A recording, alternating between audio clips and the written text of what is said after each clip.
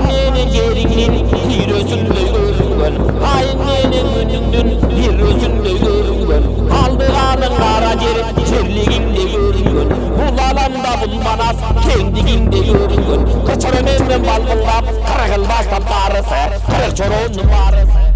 Манас эпосунда дагы бир улуу чоң каарманыбыз бар. Ал Жамгырчы Баатыр.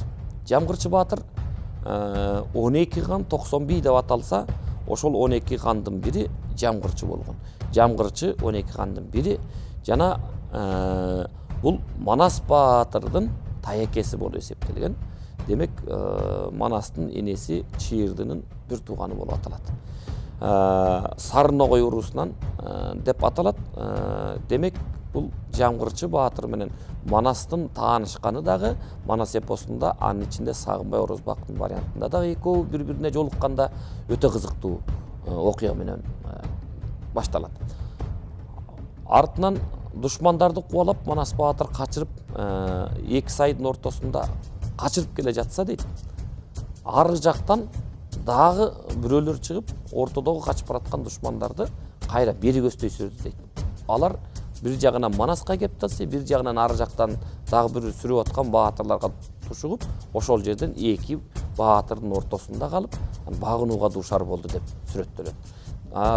Ошол учурда Манас Баатыр наркы жактагы баатырларды тааныбастан атына камчы салып, кыйкырык кылып, Манас Баатыр кыргыз бакырып, кыргызда уран чакырып, ары карай өткөндө, ары жактан кыргыз деп бакырып келаткан баатырды көргөндө, ал баатыр оорунан тура албай алдынан тосуп чыгат. Ошондо кыргыз деп бакырып келаткан бул чыган баатыр ким болду экен деп астынан кадимки Жамгырчы Баатыр тосуп чыккан. Бул Жамгырчы Баатыр жети атасы хан өткөн, желбегей журтка жан өткөн деп айтат. Түпкү атасы хан өткөн, түптүү журтта жан өткөн. Демек, бул Жамгырчынын хандын тукуму жана даражалуу баатырлардын, асылдардын тукуму экендиги талашсыз. Ошентип Манас Баатырды биринчи жолу көрүп, анан алдынан тосуп чыгып, кагылайын, кара чечекейим, баатырым, кагылайын журт баштаган асылым, кайдан келе жатырың деп астынан кучагын жайып тосуп чыкканда, баягы экөө бет келишкенде Жамгырчы Баатыр хандыгы менен өзүнүн Сарногой урусун сактап Манас менен беттешет. Сенин атың ким деди? Менин атым Манас, ер деди. Атам Жакып, шер деди.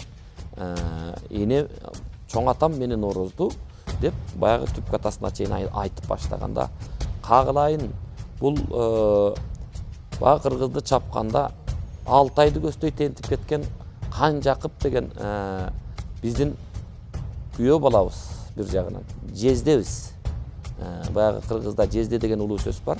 Ошол жездебиздин уулу уулдуу болду эле, атын Манас койду эле, көрсө Манас сен турбайсың кагылайын деп бооруна кысып, Манас менен кучакташып, экөө бири-бирин көрбөсө дагы таяке жем болуп кучакташып, бири-бири менен ыйлап кучакташып, баягы чачылганды жыйнаган, үзүлгөндү улаган баатыр келген экен. Жалпы кыргыз журтчулугунун көк туусун көтөрүп, жолду баштап, кадимки жолду жакшылык менен аштап, элге бир бакубаттуу турмушту баштап бере турган баатыр келген экен деп ак батасын берип, ошондон калган сөз деп айтылат.